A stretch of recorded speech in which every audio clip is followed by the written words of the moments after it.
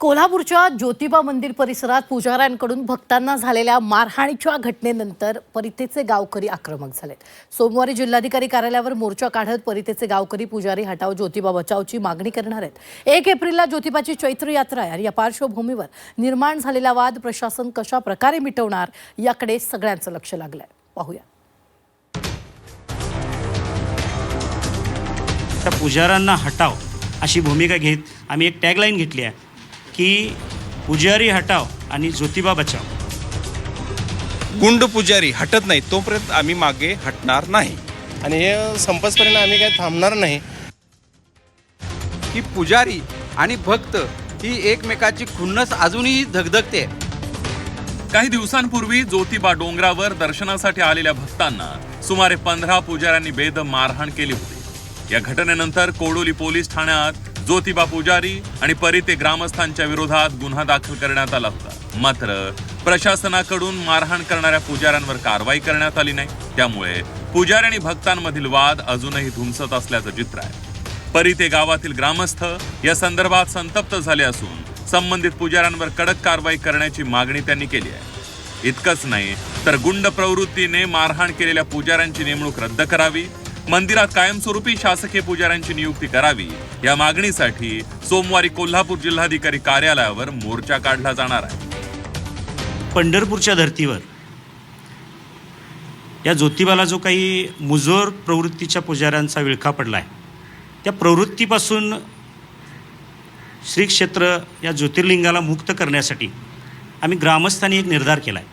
त्या निर्धाराचं स्वरूप म्हणून येत्या सोमवारी आम्ही भव्य असा आमच्या ग्रामस्थांच्या वतीनं आबालवृद्ध महिला यांच्या वतीनं मोठ्या स्वरूपाचा मोर्चा आम्ही माननीय जिल्हाधिकारी कार्यालयावर नेत आहोत.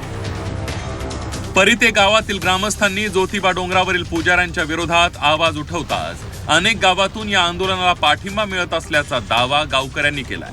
इतकंच नाही तर जोपर्यंत हे पुजारी हटवून सरकारी पुजारी नेमले जात नाहीत तोपर्यंत गावचा लढा थांबणार नाही अशी भूमिका गावकऱ्यांनी घेतली आहे. गावकरी म्हणून आमची हीच मागणी आहे की आमच्या गावावरती जो हल्ला झाला, म्हणजे ज्योतिबाच्या डोंगरावरती जो पुजाऱ्यांनी परिते ग्रामस्थांच्यावरती जो हल्ला केला, तो परत कुठल्याही राज्यातल्या नाही तर परराज्यातून या ठिकाणी देवस्थानवरती लोक भक्तिभावाने येतात, तर त्यांच्यावरती हा प्रसंग येऊ नये हा त्याच्या पाठीमागचा मुख्य हेतू आहे. पुजारी असं आता बाहेरच्या लोकांचा पाठिंबा बघता आमचा हे बघता आम्ही पुजारी हटेसपर्यंत आम्ही थांबणार नाही. कलेक्टरना आम्ही तसं निवेदन दिलेलं आहे कलेक्टर साहेबांनी आणि SP साहेबांना पण तसं आम्ही निवेदन दिलेलं आहे आणि हे संपसपर्यंत आम्ही काही थांबणार नाही. ह्या ज्या गोष्टी काय असतील आतापर्यंत प्रशासकाने त्यात काही केलेलंच नाही, कोण आलेलंच नाही.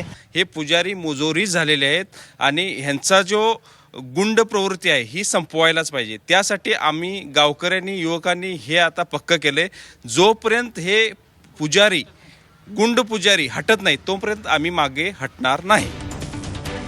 दरम्यान दख्खनचा राजा म्हणून ओळखल्या जाणाऱ्या ज्योतिबाची चैत्र यात्रा 1 एप्रिलला होणार आहे. या यात्रेला राज्यभरातून लाखो भाविक येत असतात. मात्र सध्याच्या वादामुळे यात्रेवर परिणाम होण्याची शक्यता व्यक्त केली जाते आणि त्यामुळे कोल्हापुरातील प्रजासत्ताक सामाजिक सेवा संघटनेचे दिलीप देसाई यांनी वादग्रस्त आणि मारहाण करणाऱ्या पुजाऱ्यांना चैत्र यात्रेदरम्यान ज्योतिबा डोंगरापासून दूर ठेवावं अशी मागणी प्रशासनाकडे केली आहे. की पुजारी आणि भक्त ही एकमेकाची खुन्नस अजूनही धगधगते. त्यासाठी कोणतीही उपाययोजना ह्या प्रशासनानं केलेली नाही. त्यामुळं मी आज पत्र पाठवलं जिल्हाधिकाऱ्यांनी, अधीक्षक, पोलीस अधीक्षक यांना. यामध्ये माझी विनंती एवढीच आहे, चैत्र यात्रा 1 तारखेला आहे. लाखो भक्त ह्या ज्योतिबा डोंगरावर येणार आहेत. त्यामुळं फार मोठा वादविवाद निर्माण होण्याची शक्यता आहे. त्यामुळं जे कोण त्या वादामध्ये होतील, मग ते पुजारी असो भक्त असो, यांना या यात्रेपासून अलिप्त ठेवा.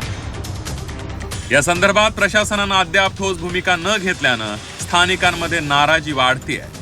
यात्रेच्या पार्श्वभूमीवर कायदा आणि सुव्यवस्था अबाधित ठेवण्यासाठी प्रशासनाने तातडीनं हस्तक्षेप करून योग्य निर्णय घ्यावा अशी मागणी आता जोर धरू लागली आहे. प्रताप नाईक, झी 24 तास, कोल्हापूर.